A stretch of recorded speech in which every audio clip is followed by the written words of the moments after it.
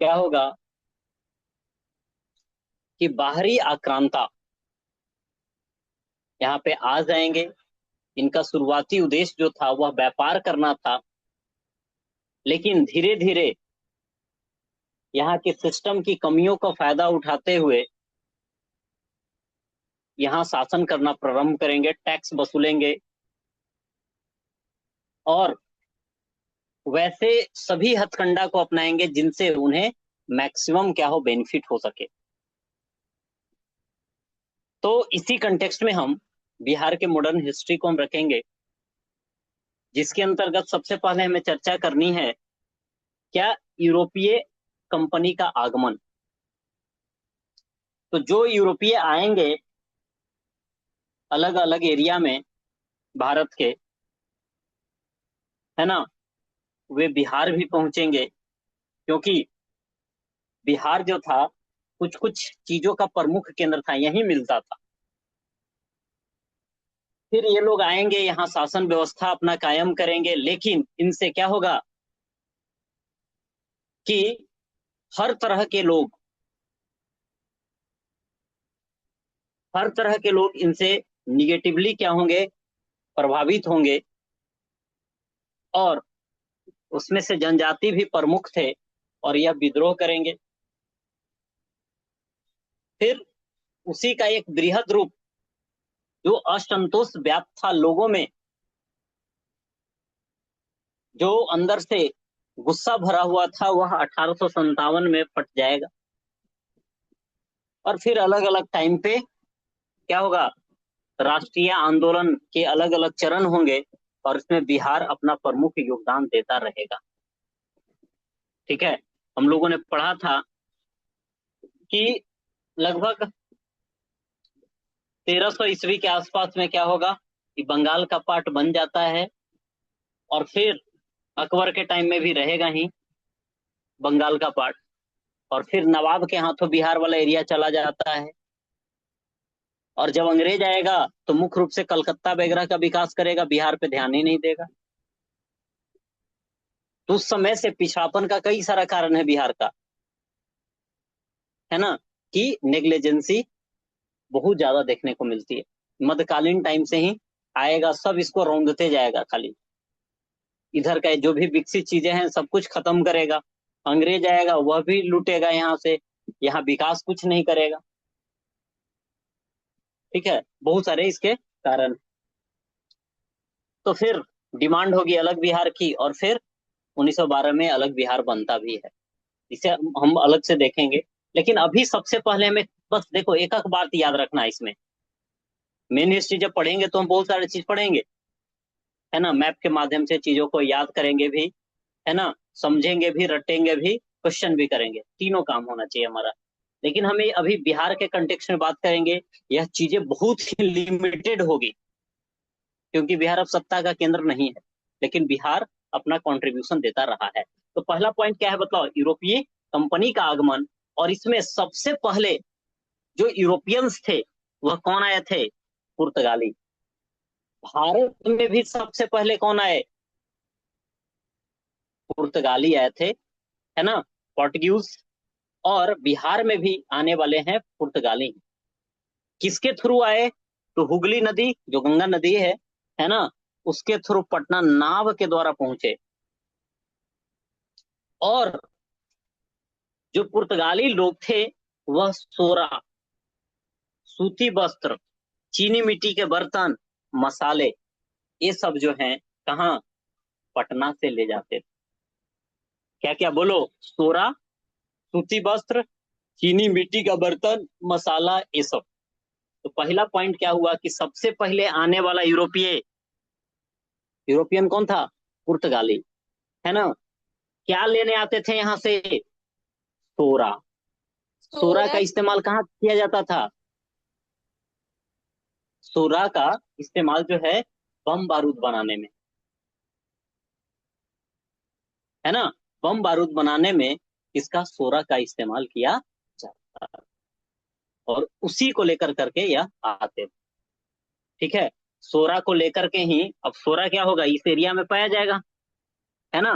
बिहार में जैसे, ये देखोगे आप, ये अपना बिहार है। अब इस मैप से तो खूब परिचित हो चुके होगे नहीं? यह अपना बिहार, इधर सारण का एरिया, मुजफ्फरपुर का एरिया, बेगूसराय वगैरह का एरिया, इन सब एरिया में क्या था? सोरा पाया जाता। ठीक है, तो इधर आते थे, लेकर करके जाते थे किस चीज को? सोरा को। तो सोरा वाला पूछेगा, सूते बस पूछे चाहे ना पूछे, इसमें से दुइये क्वेश्चन इंपॉर्टेंट है कि सबसे पहले आने वाला पुर्तगाली है, दूसरा किस लिए आता था सोरा को लेकर करके, सोरा ले जाने के लिए। सोरा का इस्तेमाल कहाँ करते हैं हम? बम बारूद बनाने में।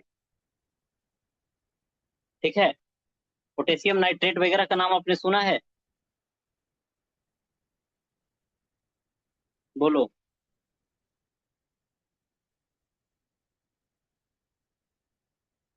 सुना है या नहीं?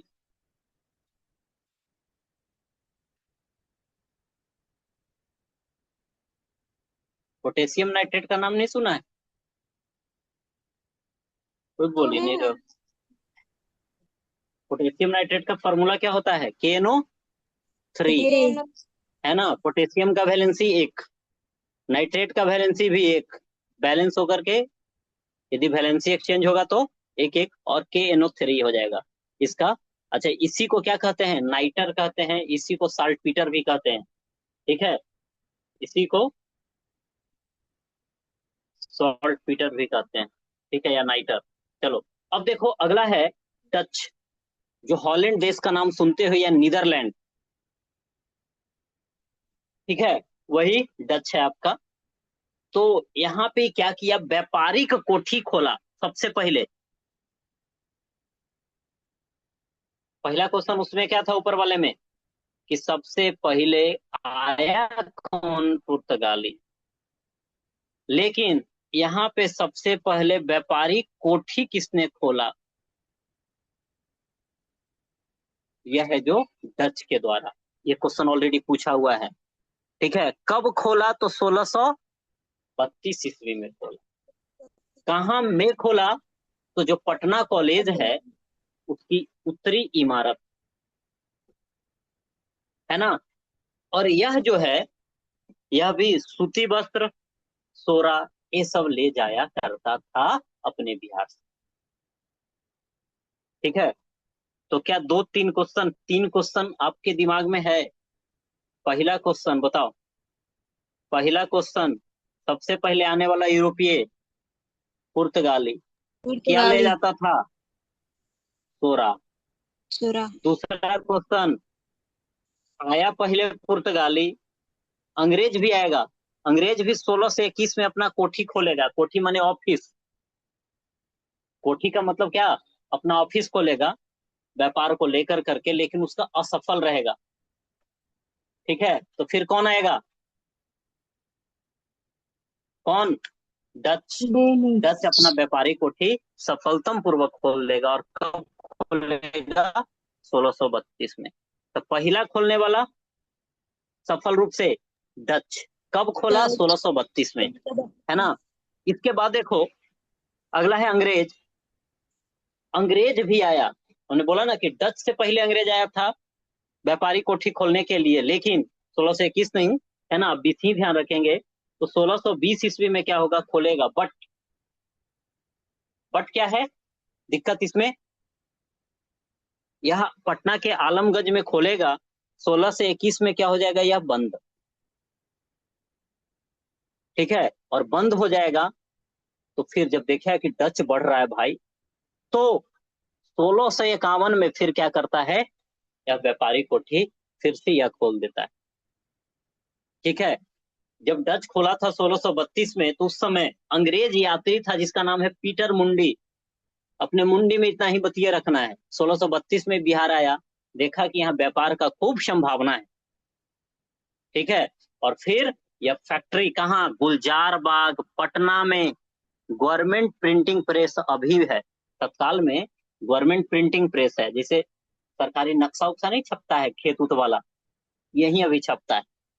सर्वे कार्यालय यहाँ पे है, और इसी में अंग्रेज क्या किया था?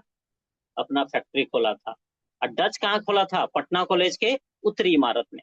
उत्तरी ठीक है, इमारत में। पटना कॉलेज जो अभी है उसका उत्तरी इमारत में डच का फैक्ट्री था। गुलजार बाग पटना में गवर्नमेंट प्रिंटिंग प्रेस और सर्वे कार्यालय में अंग्रेज खोला। अच्छा, पहली बार 1620 में, लेकिन बंद कब हो गया? 21 में। पीटर मुंडी 20 कब में। आया? अरे अपना मुंडी भी 1625 में। है ना, थोड़ा हिलाओ। 1632 में। और डच फैक्ट्रिया कब खोला? 1632 में। 32 में। नहीं, लेकिन ये बताओ फिर ये लोग सफल कब होंगे? 1651 में। कौन? अंग्रेज। इसके बाद देखिए अंग्रेज। डेनिस पटना सिटी के नेपाली कोठी में अपना फैक्ट्री स्थापित करेगा। कोठी माने कोई ऑफिस जगह को ही कह देते हैं, कोठी नहीं कहता है। फलना कोठी, बंगाली अखाड़ा, अलग अलग प्रकार का नाम आपको देखने को मिलेगा। तो डेनिस जो आएंगे 1700, डेनिस स्पेनिश 1774 में। ठीक है, तो ये तो हो गया कि अंग्रेज आने का क्रम।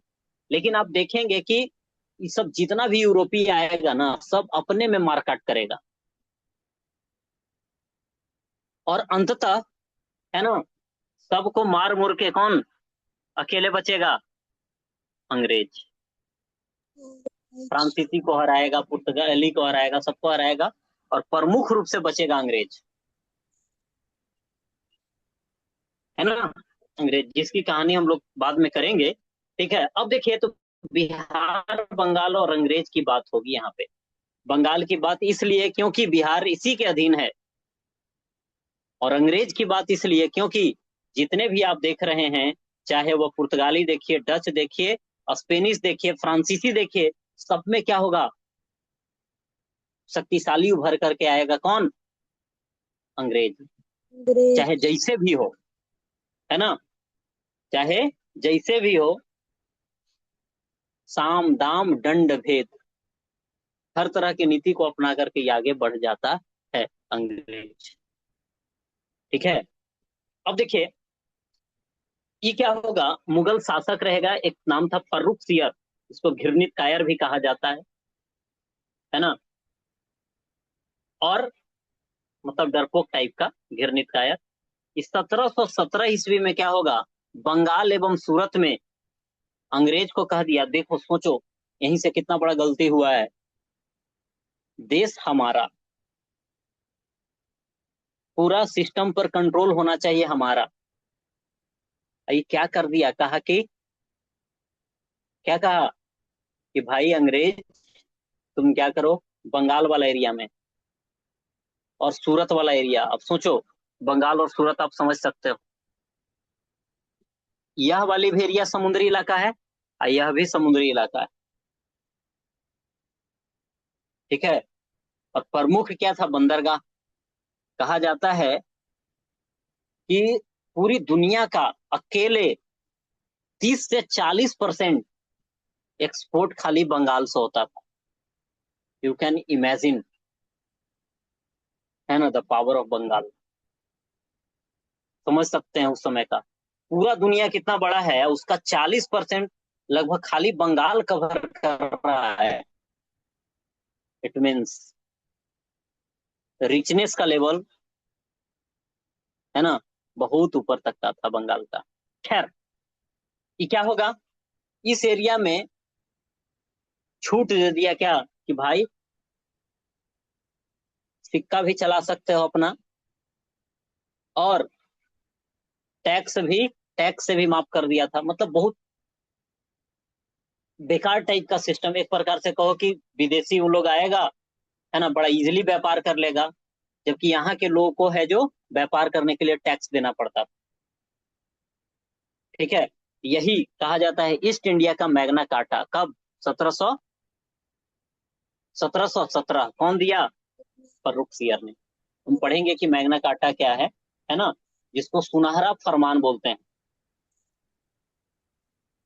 ठीक है, और इस प्रकार से क्या हो गया, अंग्रेज को कोई सामान लाने ले जाने के लिए यहाँ टैक्स नहीं देना पड़ेगा, जबकि दूसरा कोई लेकर के आएगा, डच आएगा, स्पेनिश फ्रांसीसी आएगा, तो उसको टैक्स देना पड़ेगा।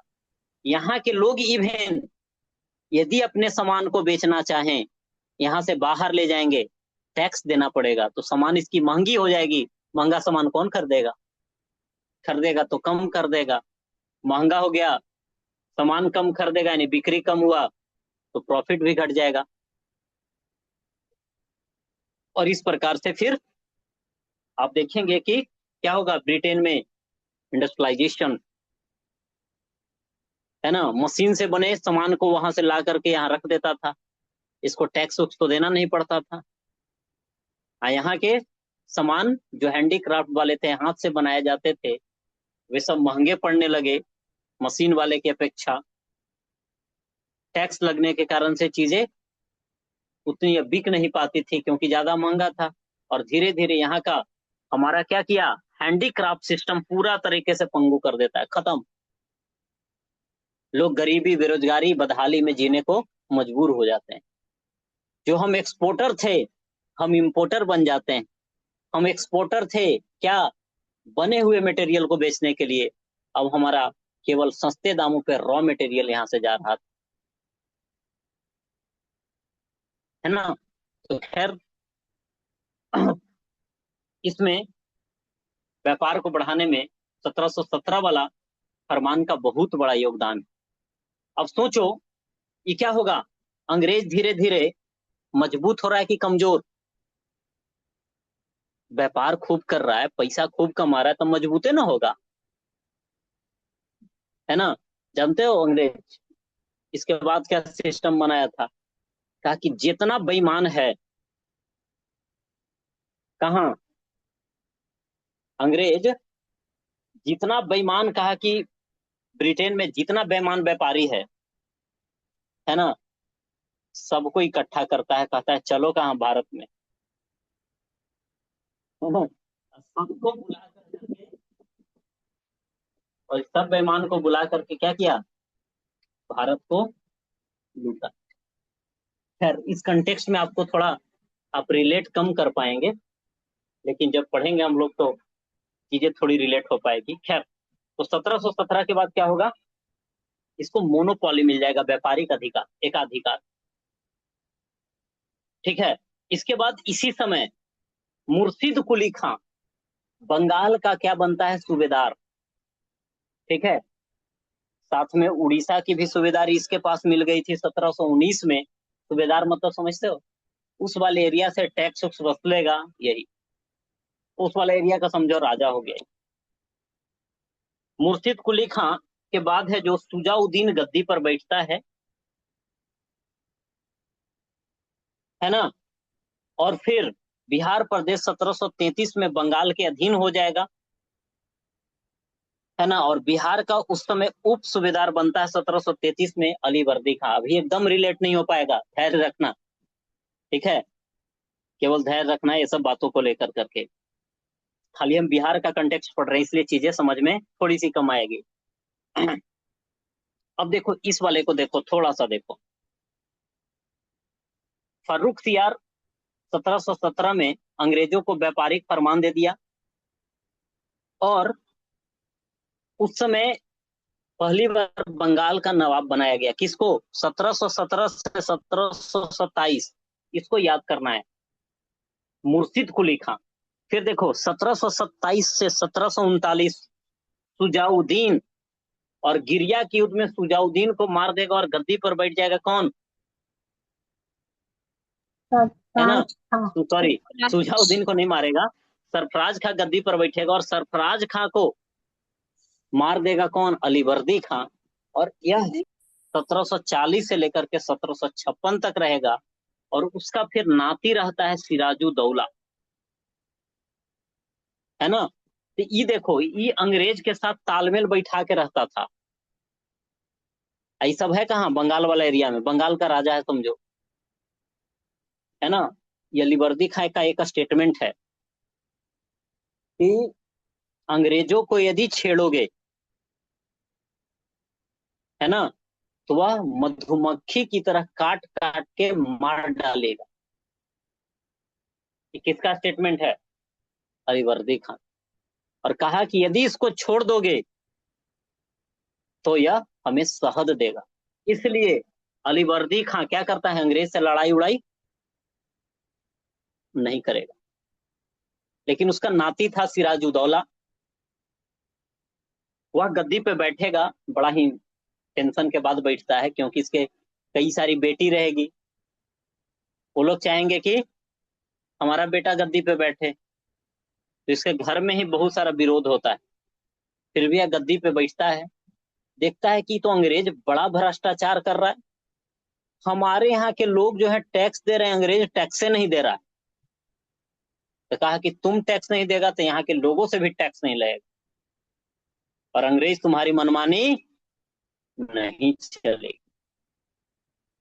दुख की बात यह है कि सिराजुद्दौला अंग्रेज से टक्कर तो लेता है, जीतता भी है, बट उसी का सेनापति था मीर जाफर, अंग्रेज से मिल जाता है और सिराजुद्दौला मारा जाता है 1757 में पलासी के युद्ध में। समझे? इसके बाद अंग्रेज किसको गद्दी पे बैठा देगा? मीर जाफर को। फिर मीर जाफर का दामाद था मीर कासिम, तो मीर कासिम फिर क्या होगा? अंग्रेज के खिलाफ हो जाएगा, तो फिर इसको हटा के अब फिर से मीर जाफर को गद्दी पे बैठाता है। ये सब क्या होगा? बाकी अंग्रेज का गुलाम, ये अंग्रेज खाली बना दिया ऐसे। फिर नजमुद्दौला, सैफुद्दौला, मुबारकुद्दौला, और 1775 में नवाब का पद क्या हो जाता है? खत्म हो जाता है। ठीक है, चलो, तो इसको याद कर रहे हो तो लगे हाथ याद कर लो। सबसे पहले बोलो, बोलना है सबको, मुर्शिद कुल्ली खां। कौन? मुर्शिद मुर्शिद कुल्ली मुर्शीद खां। कुली सत्रह खां। सौ 1717 से बताओ 27 तक।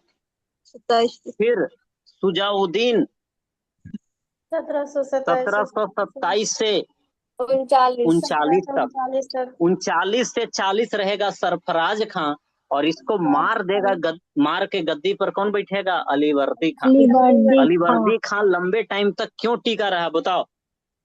क्योंकि अंग्रेज से लड़ाई नहीं करता था। नहीं लड़ता, मिला जुला के काम चलाता, लेकिन ये जल्दी निपट गया। क्यों?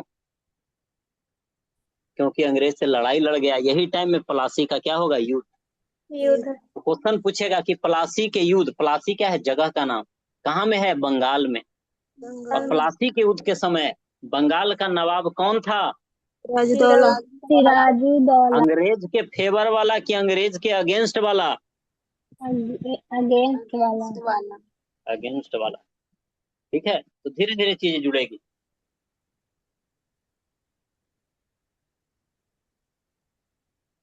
उसका सेनापति कौन था? मीर जाफर। और मीर जाफर देगा धोखा ताकि हम गद्दी पर बैठ पाए, अंग्रेज इसको गद्दी पर बैठा देगा। थोड़ा फिर सोचेगा कि जैसे कई बार क्या होता है कि एक पद पर लंबे टाइम तक किसी को रहने दिया जाए तो फिर भ्रष्टाचार का लेवल बढ़ जाता है, और मीर जाफर पे थोड़ा विश्वास कम था अंग्रेज, तो क्या करता है? मीर कासिम को गद्दी पे बैठाएगा। अब देखो, कोई भी व्यक्ति है जो गद्दी छोड़ना नहीं चाहता है, भले उसी के दामाद को बनाया, लेकिन मीर जाफर थोड़ा नाराज तो होगा ही, लेकिन कर क्या सकता है? अब मीर कासिम क्या करता है ना, बंगाल की का राजधानी है जो मुंगेर ले आता है, मुर्शिदाबाद, ताकि अंग्रेज हम पे दबाव न डाल डाल पाए। ठीक है, और ये जो है मुंगेर में क्या करेगा? कट्टा वाला फैक्ट्री, बम बारूद गोली बंदूक जो बनता है कहाँ? मुंगेर में। इसी के टाइम में है जो स्थापित किया हुआ फैक्ट्री। और ये क्या करेगा? अंग्रेज से लड़ेगा, और लड़ेगा। ये देखो बिहार, ये मुंगेर वाला एरिया नहीं, बिहार में आ गया, अंग्रेज इसे खदेड़ेगा। पहले तो इसको हटा देगा पद से, खदेड़ेगा तो कई लोगों का ग्रुप बनाएगा, और 1764 में क्या होगा? बक्सर का युद्ध। बिहार वाला बक्सर, बक्सर का क्या होगा? युद्ध। इसमें हार जाता है। ठीक है, इसमें हार जाता है। तो कौन कौन हारेगा इसमें? अवध का नवाब हारेगा, फिर शाह आलम द्वितीय हारेगा, दिल्ली का जो मुगल बादशाह था मीर कासिम हार जाएगा। सबको मेन मेन दिल्ली तक हरा दिया, अंग्रेज का मन बढ़ जाएगा, और 1765 में इलाहाबाद का संधि करता है, कहता है बिहार, बंगाल, उड़ीसा वाला एरिया से हम टैक्स हम वसूलेंगे भाई, आप समझ रहे हो, पैसे वसूले रहा है तो पैसा सब कुछ हो जाता है। ठीक है। और इसके बाद है जो फिर ये सबको गद्दी पर ऐसे ही झूठ मूठ का बैठाया रहेगा ताकि जनता ना भड़के, है ना, जनता को लगे कि नहीं शासक तो मेरा यही है ना। लेकिन अंदर सिस्टम में जैसे अभी भी देखोगे कि अंदर प्रशासन में क्या हो रहा है नहीं पता लोगों को। लोगों को दिखता है क्या, मोदी जी का चेहरा, है ना, बिहार में दिखता था नीतीश कुमार का चेहरा। हाय प्रीतिया, तो अंदर गिनेला चौक फटक नहीं। क्या बोलते जा रहे हैं, म्यूट कर लो। हाँ, अब देखिए, मीर जाफर के बाद नजमुद्दौला 65 66, फिर 66 70 सैफुद्दौला और मुबारकुद्दौला 75 में। इसके बाद कहा कि इन लोग को पेंशन वेंशन दे करके टेंशन खत्म करो। इसके बाद नवाब का पद ही खत्म कर दिया और अंग्रेज 1773 के बाद से अपना रेगुलेटिंग एक्ट ले आता है।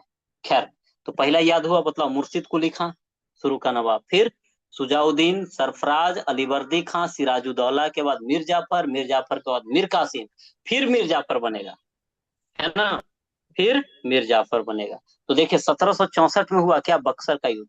तो बक्सर के युद्ध के टाइम में कौन था, मीर बंगाल का जाफर, नवाब मीर जाफर।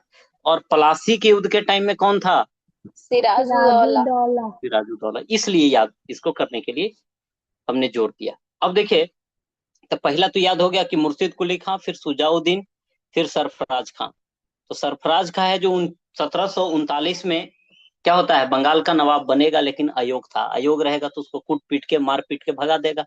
और अलीवर्दी खां 1740 में गिरिया के युद्ध में क्या करता है, सरफराज खां को हराएगा, खुद गद्दी पर बैठ जाएगा। ठीक है। इसके बाद 1740 में बंगाल पर ये अपना अधिकार कर लेगा और अपना स्वतंत्र सत्ता ये स्थापित कर लेगा। ठीक है। इसके बाद क्या होगा, व्यापारिक हित के लिए इन नवाब और अंग्रेज दोनों में संघर्ष तो हुआ करता था, बट अलीवर्दी खां ज्यादा लड़ाई से नहीं लड़ा। 1756 में इसकी मृत्यु हो जाती है। उसके बाद उसका नाती, हमने अभी चर्चा भी किया, सिराजुद्दौला बंगाल का नवाब बनता है, जो कि अलीवर्दी खां का सबसे छोटी जो बेटी थी उसका यह पुत्र था। बाकी जो जो दामाद थे ये सब नाराज रहेंगे, सबका नाम भी हम पढ़ेंगे आगे, लेकिन अभी जरूरत नहीं। इसके बाद क्या होगा कि 4 जून 1756 को अंग्रेज और सिराजुद्दौला के बीच लड़ाई होगी कासिम बाजार में। ठीक है। जिस पर अंग्रेज क्या था, अपना उस एरिया पर कंट्रोल किए हुए था। सिराजुद्दौला लड़ेगा, कलकत्ता पर अधिकार कर ले। कलकत्ता में मेन ऑफिस जो था अंग्रेज का, उसका नाम था फोर्ट विलियम, आज भी है। ठीक है। उसी में क्या होगा कि देखेंगे, फोर्ट विलियम पे अधिकार कर लेगा। और जब भी अंग्रेज को अपने कब्जे में ले रहा था, अंग्रेज वाली एरिया को, तो कई सारे लोगों को बंधक बनाया और एक छोटा सा 18 बाई 14 का कमरा में 146 गो को ठेंस दिया हुआ। समझ रहे हो, 18 फीट लंबा, मतलब हमारा आपका जो घर है, ठीक है, घर का दो कमरा मैक्सिमम मिला लो, उतना में 146 लोग, या 4 5 लोग रहते हैं तो हालत खराब हो जाता है। अब देख रहे हो, जून है, जून, ठंडा है कि गर्मी, गर्मी, 146 लोग को ठेंच देता है। उसमें से क्या होता है, 2 3 दिन बाद कमरा खोला गया 23 जून को, और मात्र 23 व्यक्ति हैं जो किसी तरह से जीवित बचते हैं। बाकी 123 को दम घुटने से मृत्यु हो जाएगी। और इसके बाद है जो फिर क्या होगा, अब अंग्रेज खफा हो जाएगा ना, तो फिर लड़ेगा किससे, किससे, सिराजुद्दौला से। फिर संधि कर लेता है लॉर्ड क्लाइव, लेकिन उसके दिमाग में चलता है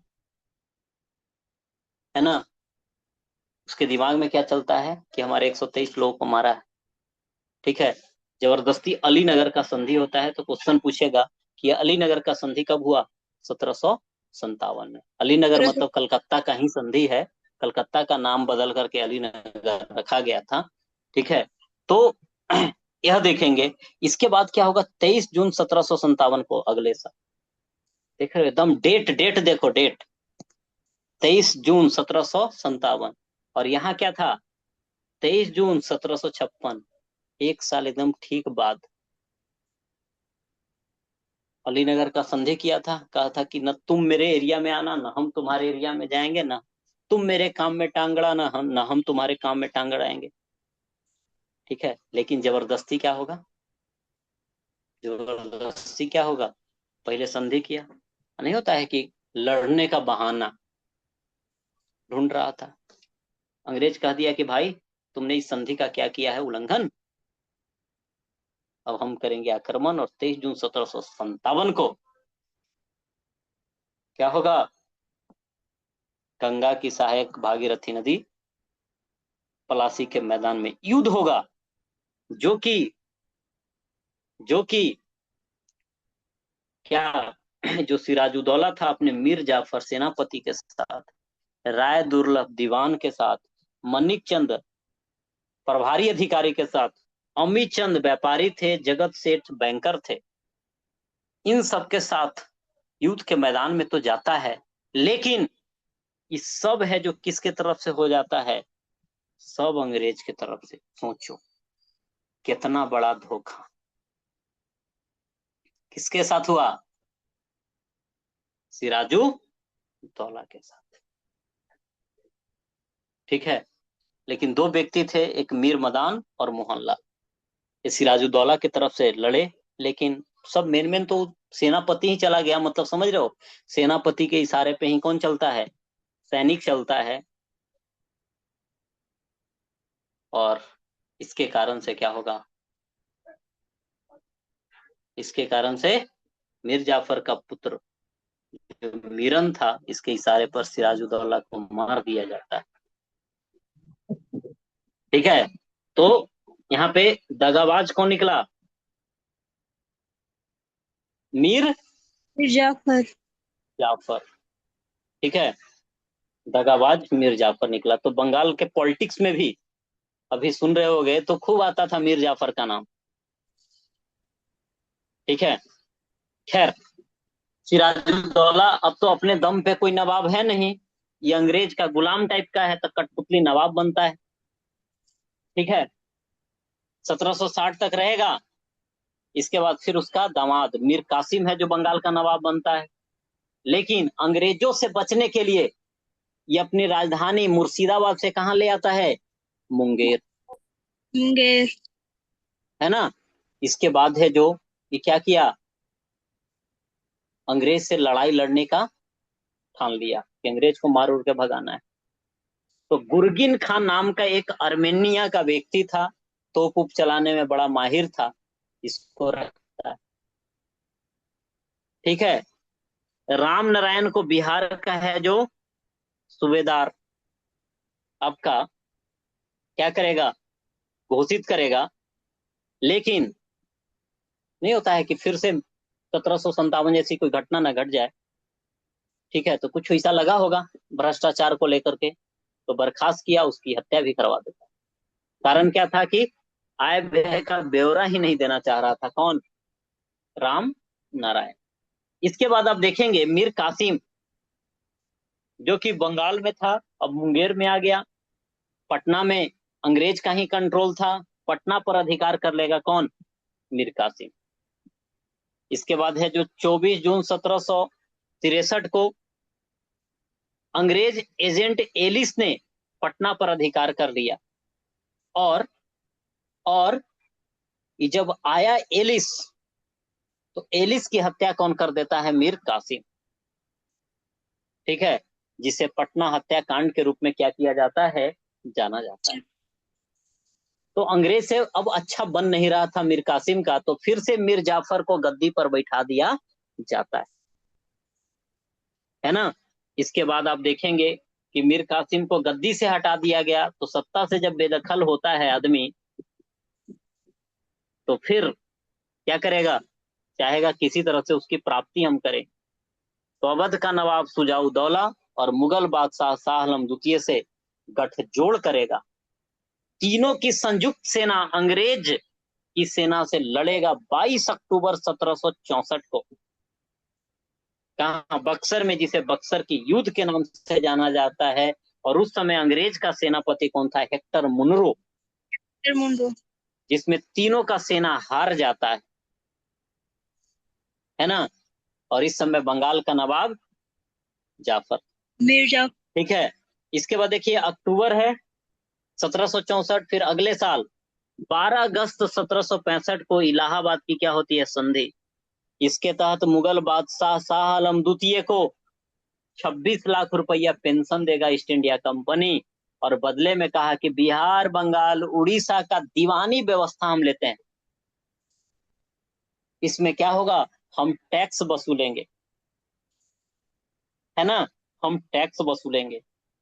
लेकिन सोचो, टैक्स से वसूल लेगा तो आम जनता का कल्याण करना रहेगा तो कहां से करेगा भाई? बड़ा अजीब व्यवस्था।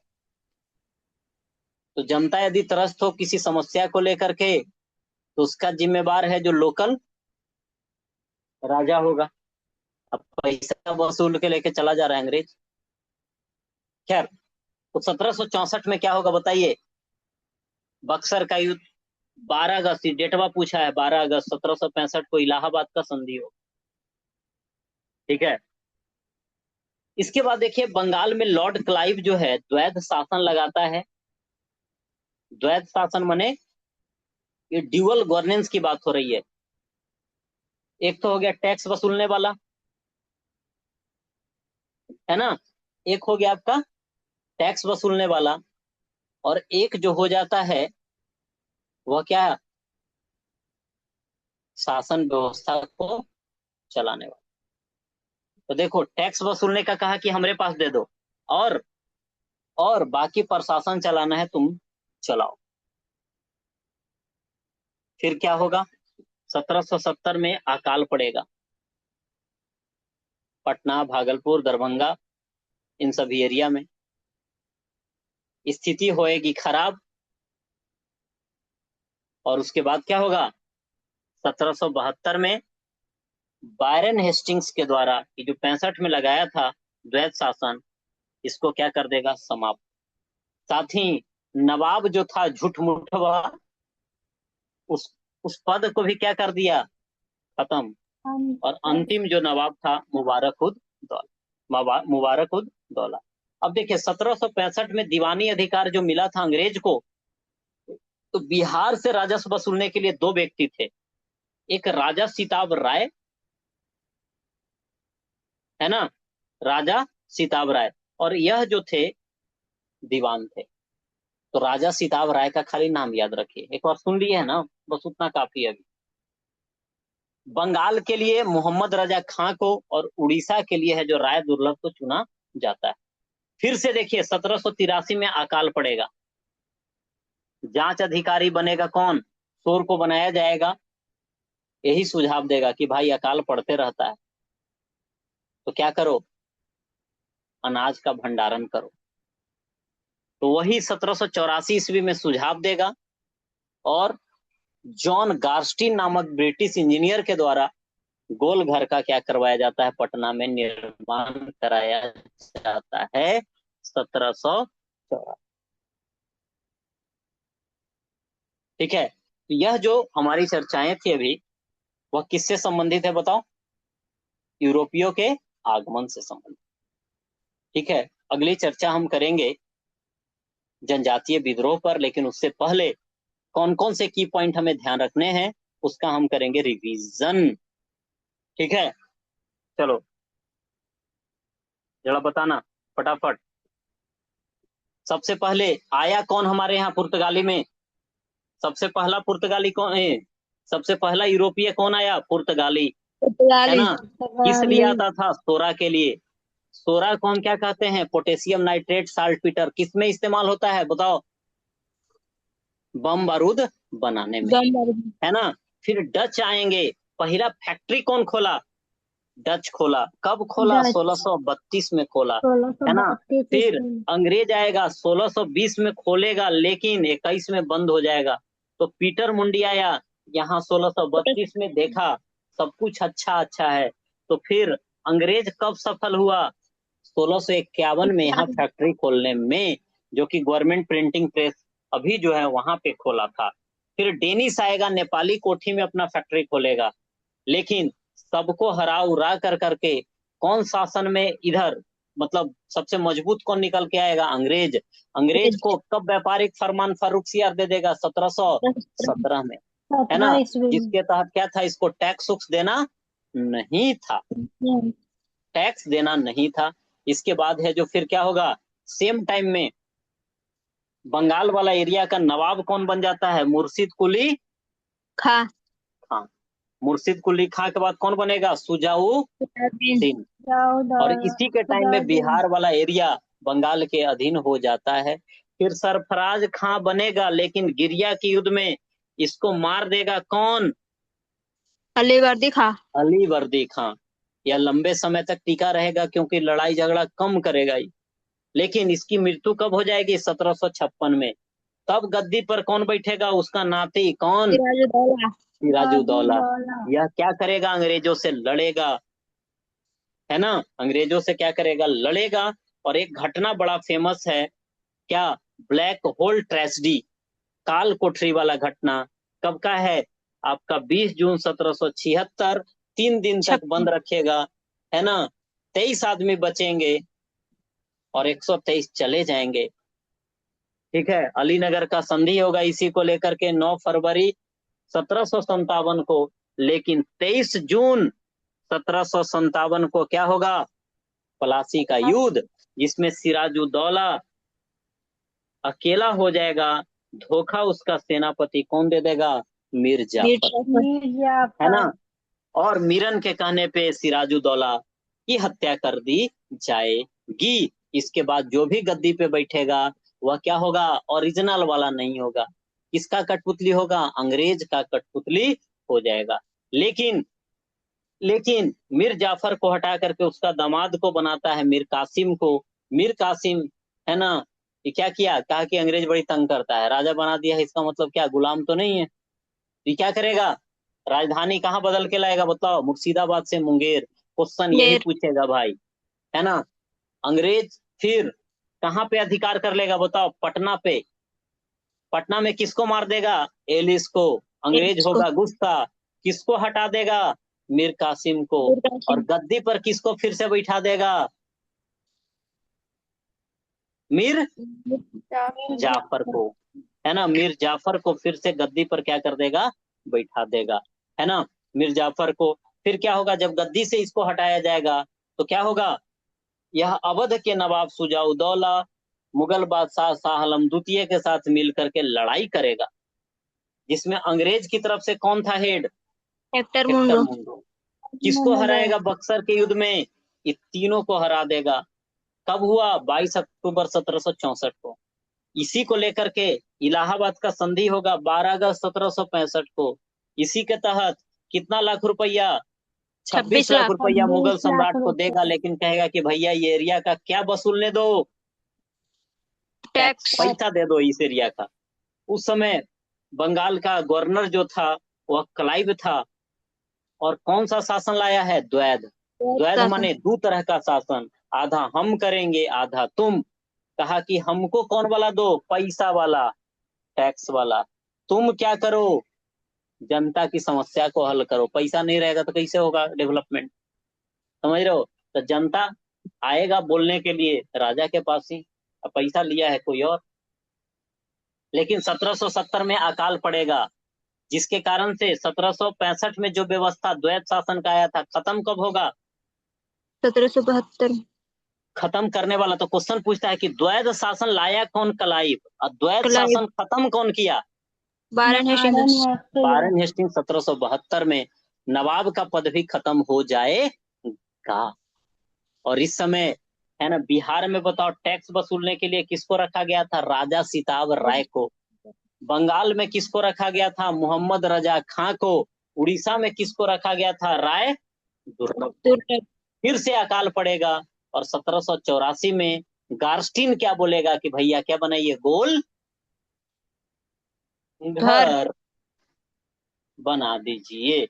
और आइए अब देखो, तो रिवीजन जो लास्ट वाला टाइम में हुआ, कितना देर लगा बताओ।